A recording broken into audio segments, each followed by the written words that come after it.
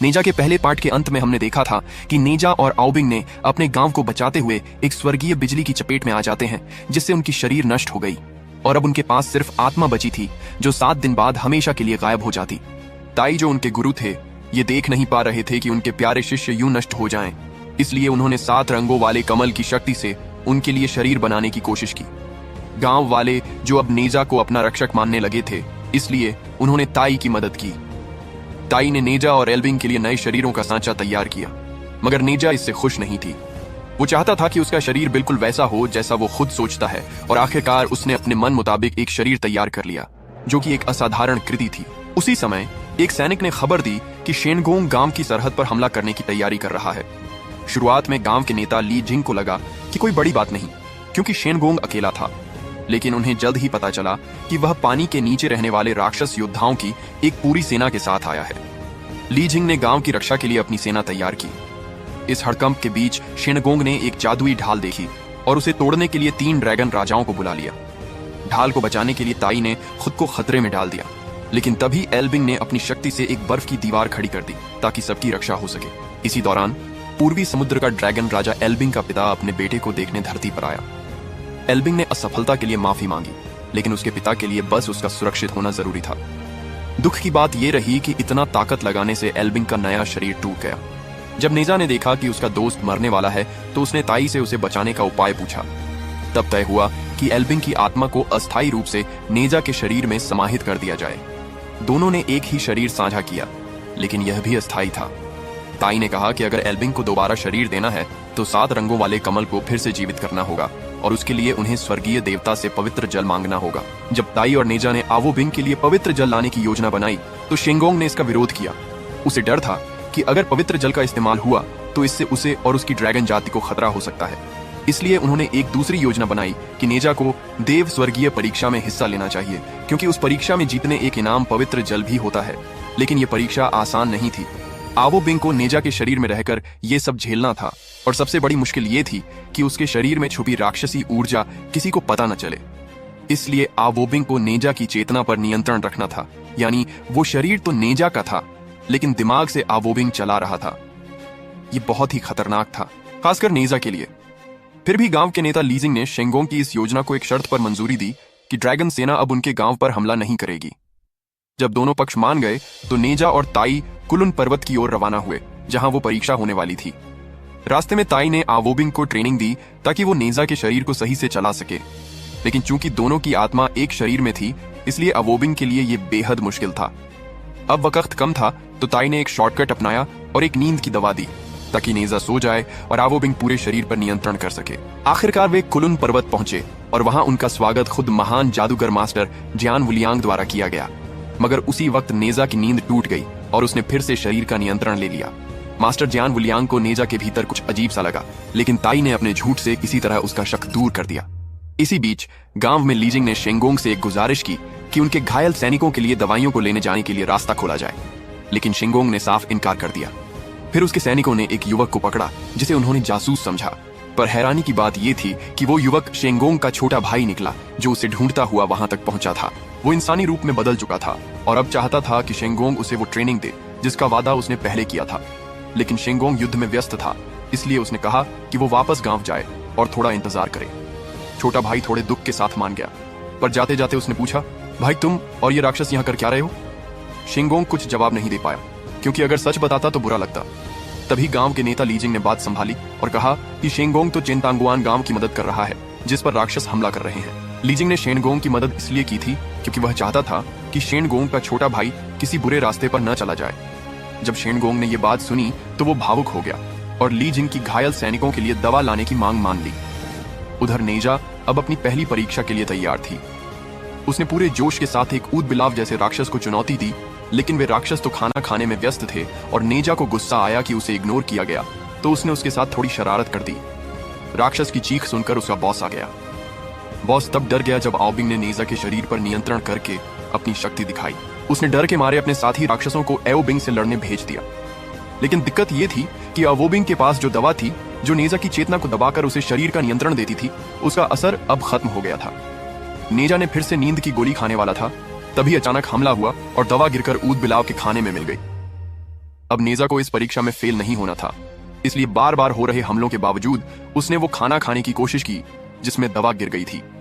और जब उसने दवा खाया, फिर किसी तरह आवोबिंग ने दोनों राक्षसों को हरा दिया और पहली परीक्षा पास हो गया। इसके बाद नेजा और ताई को एक वेदी पर ले जाया गया, जहां उनकी मुलाकात 12 अमर आत्माओं से कराई गई और राक्षसों के खिलाफ युद्ध की योजना पर चर्चा हुई। कुछ लोगों ने चेतावनी दी कि ड्रैगन जनजाति धोखा दे सकती है, लेकिन मास्टर जियान वुलियांग को यकीन था कि उनकी ताकत अब कहीं ज्यादा है। इसके बाद जादूगर ने नेजा को उसके दोनों भाइयों से बात करने का मौका दिया, लेकिन नेजा को समझ नहीं आया क्या करना है, तो उसने आवोबिंग को बात करने के लिए कहा। कुछ देर बाद आवोबिंग बहुत भावुक हो गया और रोने लगा। उसने कहा कि उसे नेजा से जलन होती है क्योंकि उसके भाई उसे बहुत प्यार करते हैं। उसे लगता था कि वह एक राक्षस बनकर पैदा हुआ और इस वजह से कोई उसे प्यार नहीं करता, लेकिन सच्चाई ये थी कि उसके आसपास हमेशा ऐसे लोग थे जो उसे दिल से चाहते थे। नेजा को यह सुनकर दुख हुआ और उसे अपनी किस्मत खुद बनाने की प्रेरणा मिली। उसने तय कर लिया कि वह अपने प्रियजनों की रक्षा करेगा, चाहे कुछ भी हो। समय बीतता गया और नेजा ने अपनी दूसरी परीक्षा शुरू की। इस बार उसका प्रतिद्वंदी काफी दोस्ताना था और उसके उत्साह से प्रभावित हुआ, लेकिन ये दोस्ती ज्यादा देर नहीं चली क्योंकि उस लड़ाके ने नेजा को राक्षसी कह दिया। आवोबिंग को अपने दोस्त का अपमान सहन नहीं हुआ और उसने हमला कर दिया। अब सामने था एक पागल दुश्मन। आवोबिंग पूरी ताकत से लड़ा, लेकिन उसका प्रतिद्वंदी हार मानने को तैयार नहीं था और उसने आवोबिंग को हरा तो दिया, लेकिन अंतिम वार नहीं किया क्योंकि तभी महान जादूगर के चेले वहां पहुंच गए। हालांकि उस लड़ाके ने खुद ही हार मान ली थी और लड़ाई रोक दी थी, लेकिन मास्टर जियान वुलियांग के अनुयायियों ने उसे फिर भी दोषी ठहरा दिया, इसलिए उसे और उसके साथियों को पकड़ लिया गया। तभी अचानक जंगल से शेंगोंग का छोटा भाई प्रकट हुआ और सभी पर हमला कर दिया। और हैरानी की बात यह थी कि जो शख्स अभी तक आवोबिंग से लड़ रहा था वो असल में शेनगोंग का पिता था। जब शेंगोंग के छोटे भाई ने अपने पिता को घायल देखा तो वह नेजा पर टूट पड़ा। मास्टर जियान वुलियांग का एक रक्षक उसे खतरनाक समझकर खत्म करने ही वाला था कि उसके पिता ने बीच में आकर अपने बेटे को बचा लिया। अपने बेटे को बचाने के लिए उन्होंने समय को रोक दिया ताकि उनका बेटा भागकर शेंगोंग के पास पहुंच सके। उधर शेंगोंग को जब पता चला कि नेजा की वजह से उसका छोटा भाई गंभीर रूप से घायल हो गया है तो वो गुस्से से भर गया। इसी बीच ताई के एक रक्षक ने नेजा को खबर दी कि चेंतांगुआन गांव तबाह हो चुका है। ये सुनते ही नेजा और ताई बिना वक्त गंवाए वहां पहुंच गए। वहां सब खंडहर में बदल चुका था। मास्टर जियान वुलियांग ने गांव की हालत देखकर तुरंत समझ लिया कि ये काम ड्रैगन जनजाति का है। और जब नेजा को पता चला कि उसके माता पिता शायद इस हमले में मारे गए हैं तो उसके दिल में बदले की आग जल उठी। आवोबिंग ने उसे शांत करने की कोशिश की, लेकिन अब नेजा की आंखों में सिर्फ गुस्सा था। वो बदला लेने के लिए ड्रैगन जनजाति के क्षेत्र में घुसना चाहता था, लेकिन वहां के गेट कीपरों ने उसे अंदर नहीं जाने दिया। ये देखकर नेजा का गुस्सा और भड़क गया और उसने उनसे लड़ाई शुरू कर दी और उसे खत्म कर दिया। नेजा की शक्ति देखकर मास्टर जियान वुलियांग प्रभावित हुए। उन्होंने नेजा को पवित्र जल इनाम में दिया और साथ ही उसे एक मिशन भी सौंपा, ड्रैगन जनजाति के विद्रोहियों से लड़ने का। नेजा ने यह प्रस्ताव मान लिया, लेकिन पहले उसने ताई से कहा कि वह पवित्र जल का इस्तेमाल आवोबिंग के लिए एक नया शरीर बनाने में करे। इस बीच मास्टर जियान वुलियांग और उनके अनुयायियों ने उस ड्रैगन जनजाति को पकड़ लिया जिसने चेनतांगुआन गांव को बर्बाद किया था और उन्हें एक बर्तन में कैद कर सज्जा देने लगे। ड्रैगन जनजाति का मुखिया आगुआंग हैरान था क्योंकि उसने ऐसा कोई आदेश नहीं दिया था। बाद में पता चला कि ये सब 3 ड्रैगन राजाओं का काम था जो शेंगोंग के नाम पर खुद ही ये आदेश चला रहे थे। अब आगुआंग नहीं चाहता था कि उसकी पूरी जनजाति खत्म हो जाए, इसलिए वह खुद लड़ाई के मैदान में उतर आया और उनका नेतृत्व करने लगा। उसने अपनी पूरी ताकत लगा दी, लेकिन मास्टर जियान वुलियांग के शक्तिशाली रक्षकों को हराना उसके बस में नहीं था। जब आवो गुआंग के पास कोई और उपाय नहीं बचा तो उसने एक मौके का फायदा उठाकर सीधे मास्टर जियान वुलियांग पर हमला कर दिया, लेकिन उसके इस हमले को नेजा ने नाकाम कर दिया। बदले की आग से भरा हुआ नेजा लगातार अगवांग पर हमला करता रहा, जब तक कि अंत में उसने अगवांग को सील किए गए बर्तन में वापस धकेल नहीं दिया। महान जादूगर नेजा की शक्तियों से और भी अधिक प्रभावित हुआ, जिसने एक ड्रैगन राजा को हरा दिया था। उसने नेजा को अपना दाहिना हाथ बना दिया और उसे धरती से दानवों को मिटाने का कार्य सौंपा। लेकिन अपनी जीत की सराहना पाने के बावजूद नेजा को कोई खुशी नहीं हुई, क्योंकि यह जीत उसके माता पिता की जान की कीमत के लायक नहीं थी जो उसने चुकाई थी। जब नेजा अपने माता पिता की मौत और गांव के विनाश का दुख झेल रहा था, तभी उसके माता पिता खुद उसके सामने आ गए और उन्होंने उसे पूरी सच्चाई बताई। असल में चेंतांगुआन गांव को न शेंगोंग ने तबाह किया था और न ही आगुआंग ने। असली गुनहगार तो मास्टर जियान वुलियांग और 3 ड्रैगन राजा थे जो हजारों साल से मिली एक सज्जा से छुटकारा पाना चाहते थे। इन तीनों ड्रैगन राजाओं ने मास्टर जियान वुलियांग के सामने आत्मसमर्पण कर दिया था। अब उनका असली मकसद था नेजा और आवो बिंग के शरीर से क्रिस्टल निकालकर खुद सबसे ताकतवर बनना। शेंग गोंग को यह सब एक बड़ा धोखा लगा। वह इस ताकतवर गिरोह से लड़ नहीं सका तो उसने ली जिंग और उसकी पत्नी को पत्थर में बदलकर छुपा दिया। जब नेजा को पूरी सच्चाई पता चली तो उसने आवो बिंग से माफी मांगी और अब वह भी ड्रैगन जनजाति को बचाने की लड़ाई में शामिल हो गया। लेकिन अफसोस, उनकी सारी कोशिशें बेकार रही। मास्टर जियान वुलियांग के रक्षक बहुत ताकतवर थे और ऊपर से उन्होंने तीनों ड्रैगन राजाओं को भी बुला लिया।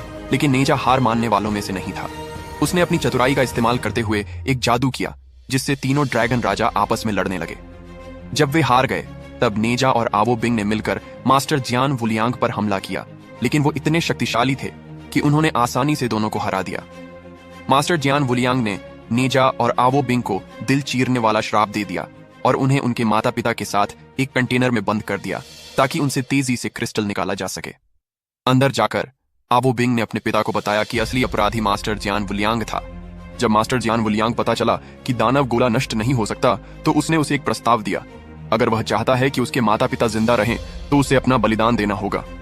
नेजा उसकी बात मानने ही वाला था कि उसकी मां ने उसे रोका। उसने कहा, कोई भी मां यह नहीं चाहेगी कि उसका बच्चा उसके सामने मर जाए। उनके ये शब्द नेजा के दिल को झकझोर गए। जब नेजा रो रहा था तो उसकी मां ने आखिरी बार उसे गले लगाने के लिए दिल चीरने वाली सुई के दर्द को सहा और खुद को बलिदान कर दिया और नेजा की असली शक्ति को जगा दिया। दिल चीरने वाली शक्ति का श्राप टूट गया और उसने आवो बिंग को भी कंटेनर तोड़ने में मदद मांगी। फिर दोनों ने मिलकर मास्टर जियान वुलियांग पर जवाबी हमला कर दिया और इस बार ड्रैगन जनजाति भी उनके साथ थी। हालांकि मास्टर जियान वुलियांग ने उन्हें घेरने की कोशिश की, लेकिन अब वह उनकी संयुक्त शक्ति का सामना नहीं कर सका। जब उसे समझ आ गया कि वह हार जाएगा तो वह अपने अनुयायियों को लेकर भाग गया। युद्ध के बाद आवो बिंग ने नेजा को ड्रैगन जनजाति में शामिल होने का निमंत्रण दिया, लेकिन नेजा ने मना कर दिया। अब वह और नहीं भागेगा, न छिपेगा। वह डटकर अपनी किस्मत का सामना करेगा। आवो बिंग ने उसके फैसले का सम्मान किया और अपने पिता के साथ चला गया। लेकिन जब यह घटना घटी तो आओगुआंग को अपने बेटे आओबिंग के लिए दुख हुआ। वह नहीं चाहता था कि उसका बेटा दुखी या मजबूरी में जिए, इसलिए उसने आओबिंग को यह समझाया कि वह अपनी मर्जी से जिंदगी जिए और जो उसे सही लगे वही करे। जब आओबिंग को यह आजादी मिली तो वह बहुत खुश हुआ, क्योंकि उसे उम्मीद नहीं थी कि उसके पिता उसे अपनी राह चुनने देंगे। वह खुशी खुशी नेजा से मिलने निकल गया। पोस्ट क्रेडिट सीन में हम देखते हैं कि चांद संप्रदाय के नेता वुलियांग अपने शिष्यों क्राना और डीरो के साथ कुनलुन पर्वत पर स्थित एक गुप्त जेल में पहुंचते हैं। यहाँ शेन गोंगबाओ और उनके पिता शेन झेंगदाओ कैद हैं। वुलियांग शेन गोंगबाओ को एक प्रस्ताव देते हैं। यदि वह वुलियांग के अधीन कार्य करने के लिए तैयार हो जाते हैं तो उनके पिता को अच्छे से रखा जाएगा। इस प्रस्ताव के साथ वुलियांग शेन गोंगबाओ पर एक शाप लगाने की बात करते हैं, जिससे वह वुलियांग के आदेशों का पालन करने के लिए बाध्य हो जाएंगे। वुलियांग उन्हें सोचने का समय देते हैं और वहां से जाने का प्रयास करते हैं। हालांकि उन्होंने जेल के एक प्रहरी को नींद का शाप दिया था, जो अब जाग नहीं रहा, जिससे वुलियांग स्वयं जेल में फंस जाते हैं। इसी दौरान नेजा के बड़े भाई जिंजा और मूजा को युक्सु महल में वुलियांग से मिलने के लिए बुलाया जाता है। हालांकि जब वे वहां पहुंचते हैं तो वुलियांग वहां नहीं होते, जिससे वे भ्रमित हो जाते हैं और प्रतीक्षा करते हैं। इसी के साथ इस फिल्म का अंत हो जाता है। तो दोस्तों, आपको ये फिल्म कैसा लगा? नीचे दिए गए कमेंट बॉक्स में अपनी राय जरूर दें और ऐसे ही वीडियो देखने के लिए चैनल को सब्सक्राइब करें। Thanks for watching.